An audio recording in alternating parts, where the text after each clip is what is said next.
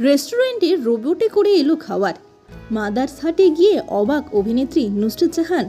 সেখানে কি কি খাবার চেখে দেখলেন অভিনেত্রী, সে কথা জানালেন টলি সুন্দরী।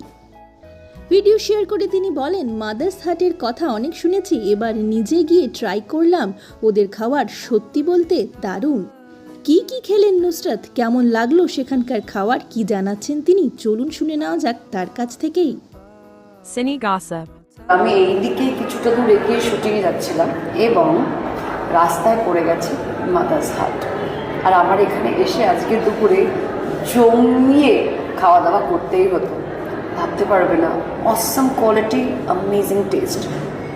ফেমাস মাদার্স হাটে ডাবের পায়েস, মাস্ট ট্রাই।